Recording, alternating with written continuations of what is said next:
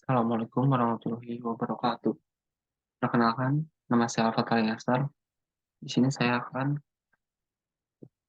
mempresentasikan yaitu materi presentasi saya mengenai kesehatan dan keselamatan kerja atau K3 di laboratorium. Di sini yaitu saya Alfa Yasar dengan NIM 4512421037. Submateri yang akan dibawakan yaitu yang pertama ada pengertian K3 laboratorium, lalu yang kedua ada alat-alat laboratorium dan juga APD atau alat pelindung diri. Yang ketiga ada rambu K3 laboratorium. Selanjutnya ada peraturan di laboratorium. Kemudian yang kelima ada potensi bahaya di laboratorium. Dan keenam ada pencegahan bahaya di lab. Yang pertama itu materi pengertian laboratorium. Pengertian K3 laboratorium. K3 laboratorium adalah semua upaya untuk menjamin keselamatan dan juga kesehatan kerja pekerja laboratorium dari resiko-resiko yang ada di laboratorium. Berbagai macam resiko dapat timbul dari bahaya-bahaya yang berterbangan di laboratorium, mulai dari resiko adanya reaksi yang tidak diinginkan, hingga menyebabkan adanya paparan radiasi, kebakaran, hingga kebocoran kimia ataupun biologi yang dapat muncul di laboratorium.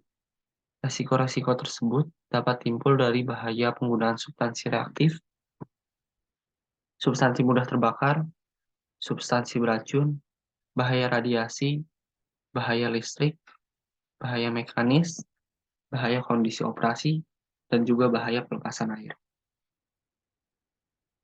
Materi yang kedua yaitu alat-alat laboratorium dan juga APD. Ada banyak macam-macam alat-alat laboratorium. Yang pertama yaitu ada gelas kimia. Gelas kimia sendiri berfungsi sebagai wadah untuk zat dan cairan-cairan kimia ketika di laboratorium. Yang kedua ada kawat kasa. Kawat kasa sendiri berfungsi sebagai alat Becker glass pada kaki tiga. Selanjutnya yang ketiga itu ada kaki tiga.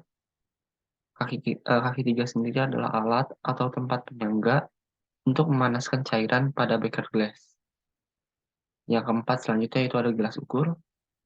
Gelas ukur sendiri berfungsi untuk mengukur takaran cairan atau zat kimia dengan detail.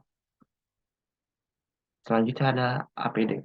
APD atau alat pelindung diri adalah kelengkapan yang wajib digunakan saat bekerja sesuai bahaya dan resiko kerja untuk menjaga keselamatan pekerja itu sendiri dan juga orang di sekitarnya yang ada di laboratorium.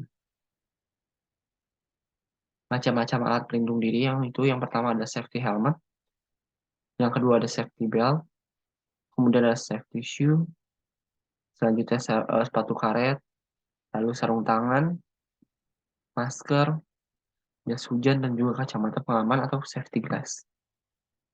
Selanjutnya adalah rambu K3 atau keselamatan dan kesehatan kerja di laboratorium. Ada banyak rambu-rambu eh, K3 di laboratorium. Misalnya yang pertama itu ada flammable materials. Flammable materials sendiri artinya itu bahan kimia yang ada merupakan bahan kimia yang mudah terbakar. Potensi bahayanya itu bahan kimia dapat terbakar dan mudah memunculkan api. Salah satu cara penanganannya itu dijauhkan dari paparan sinar matahari dan juga dijauhkan dari bahan-bahan yang mudah terbakar. Yang kedua ada gambar explosion risk atau bahan mudah meledak.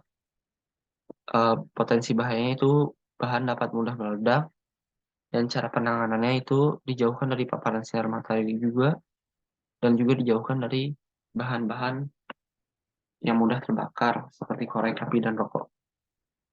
Selanjutnya itu ada bahan kimia toksik. Bahan kimia toksik sendiri artinya bahan kimia yang beracun yang dapat menyebabkan resiko yang serius hingga dapat menyebabkan kematian. Salah satu cara penanganannya itu menghindari kontak langsung dan menghindari paparan secara langsung. Selanjutnya itu ada iritan. Iritan sendiri adalah artinya bahan kimia yang beriritasi. Artinya dapat menyebabkan iritasi dan gatal-gatal, terutama pada kulit yang terkena zat atau cara zat atau cairan kimia yang ada gambar iritan. Penanganannya itu menghindari kontak langsung dan juga paparan langsung dengan kulit. Selanjutnya ada korosif. Korosif sendiri artinya itu bahan kimia yang bersifat korosif dan dapat menyebabkan kerusakan.